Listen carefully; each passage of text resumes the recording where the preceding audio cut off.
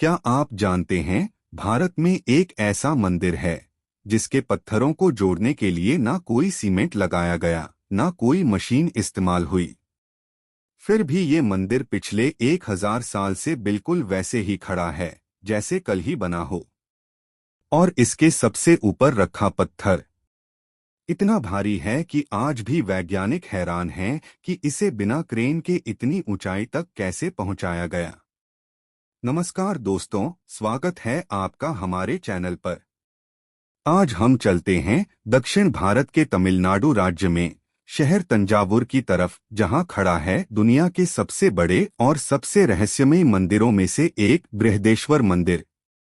अगर आप इतिहास और रहस्यों में दिलचस्पी रखते हैं तो चैनल को सब्सक्राइब जरूर कर लीजिए, क्योंकि आज की कहानी आपको हैरान कर देगी।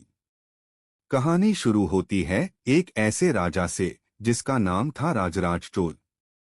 10वीं सदी के आखिर में राजराज चोल का साम्राज्य पूरे दक्षिण भारत में फैला हुआ था और श्रीलंका तक उनकी सत्ता थी। उनका व्यापार अरब सागर से लेकर दक्षिण पूर्व एशिया तक पहुंचता था। लेकिन राजराज चोल सिर्फ एक ताकतवर राजा नहीं थे। वो चाहते थे कि दुनिया को पता चले उनका साम्राज्य कितना शक्तिशाली है। और इसी सोच के साथ सन 1003 ईस्वी में इस विशाल मंदिर का निर्माण शुरू हुआ। और हैरानी की बात यह है कि इतना बड़ा मंदिर सिर्फ 7 साल के अंदर बनकर तैयार हो गया। अब बात करते हैं उस रहस्य की जिसने आज तक इंजीनियरों को हैरान कर रखा है। इस मंदिर का सबसे ऊंचा हिस्सा, जिसे विमान कहा जाता है, उसकी ऊंचाई है 66 मीटर, यानी लगभग एक 20 मंजिला इमारत जितना ऊंचा। और इसके सबसे ऊपर रखा हुआ पत्थर, जो कि इस पूरे ढांचे का मुकुट है, उसका वजन है लगभग 80 टन। सोचिए, 80 टन का पत्थर बिना किसी क्रेन के, बिना किसी मशीन के इतनी ऊंचाई तक कैसे पहुंचाया गया होगा। एक थ्योरी के मुताबिक मंदिर से 4 किलोमीटर दूर एक गांव से लेकर मंदिर तक एक बहुत लंबा ढलान वाला रास्ता बनाया गया था और हाथियों और लकड़ी के रोलर्स की मदद से इस विशाल पत्थर को धीरे धीरे ऊपर खींचा गया, काटा गया कि वो एक दूसरे में बिल्कुल फिट हो गए। और यही वजह है कि आज 1000 साल बाद भी कई भूकंप झेलने के बावजूद ये मंदिर बिल्कुल मजबूत खड़ा है।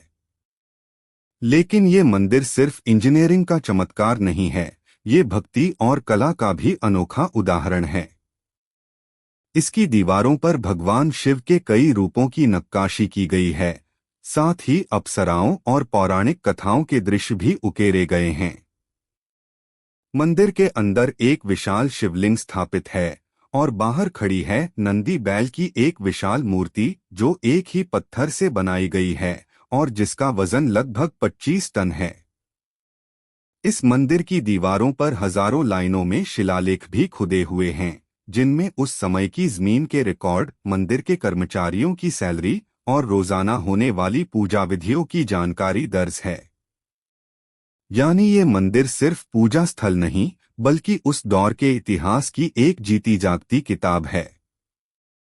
इस मंदिर को शुरुआत में राजराजेश्वरम नाम दिया गया था, राजा के सम्मान में। लेकिन आज इसे ज्यादातर लोग बृहदेश्वर मंदिर या बिग टेम्पल के नाम से जानते हैं।